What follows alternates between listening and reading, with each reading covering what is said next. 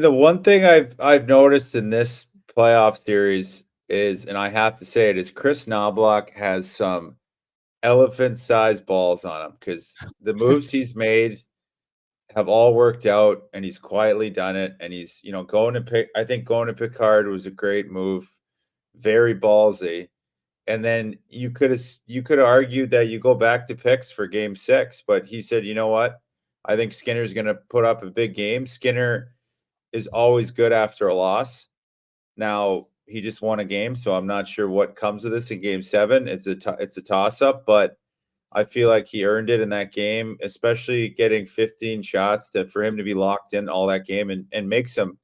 Because again, the Vancouver's thing, all of this playoff series is they sit back, they take on water, you get lulled into a little bit of a sleep, and they're very talented when they get in the ozone and they get a sustained shift in the ozone with Quinn Hughes and Roenick, and they just find ways to create offense out of nothing. And that's kind of been their calling card all playoff series because they get just timely, opportunistic goals when you think you got them down and out. So they got a big belief in that room, and that's kind of why I sparked the whole Twitter debate when I was just like, "You guys stink," but I didn't actually mean they stink, but they seem to just be comfortable getting shelled, and then all of a sudden they get an ozone chance, and they're very dangerous.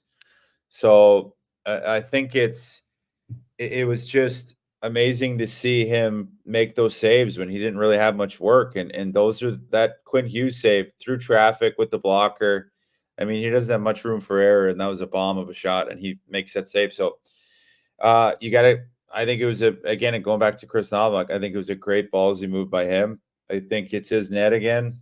You have to. It's one of this weird Jekyll and Hyde tandem, but like we said, the start of playoffs, I think we talked about it. It's like this Oilers team's playoff hopes is firmly in goaltending.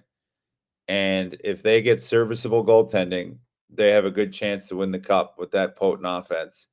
And if they get anything less than that, I mean, it's really a toss up, and that's the way it's been. So, and they got a good game out of picks, which is a huge game, and I thought both games he played great. And then Skinner came in and looked like he had a great game. So hopefully he plays pissed off again tomorrow and not nervous.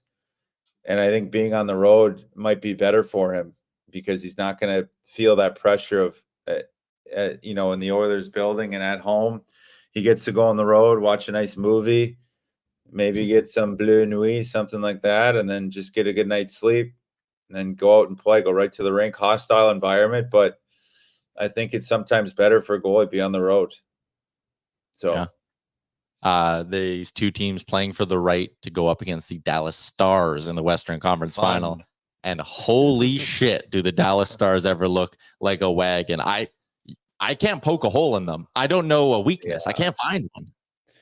I kind of was like, I think Edmonton had the best path in terms of easiness of schedule and to get to the finals, but I didn't think Dallas would handedly beat Colorado like that.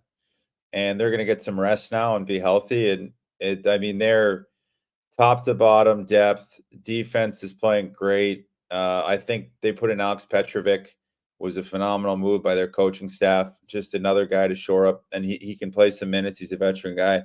I mean, Jake Ottinger's Jake Ottinger right now, and that's the scariest thing. He is, without a doubt, the best goalie in the playoffs right now, and it's scary because the two teams he faced, you could say Shesty, whatever you want, but Shesty had Washington. That was nothing. That was an easy series. And then Carolina, peppered him with shots, but a lot of outside stuff. He did his job, but he still got worked a little bit in a couple of the games. I mean, Jake Ottinger has been nothing short of spectacular, and he just seems to get better as the playoffs go. So I'm a little worried, especially if they get Rupe Hintz healthy. And I think I was reading the news. All signs point to he's going to be back game 1.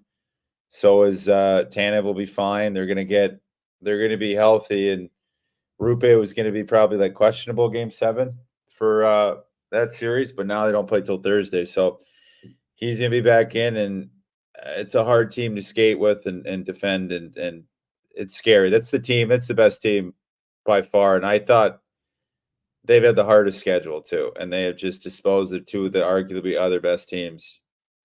Yeah, Not handedly, you know, they had to come back against Vegas, but after those two games, those first two games, I thought they carried the play for most of that series, and then Colorado was, I mean, they neutralized McKinnon as much as you could.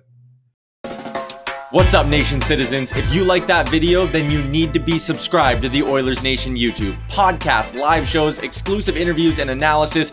Everything you need from your favorite voices at Oilers Nation. And you don't want to miss any of it, so hammer that subscribe button.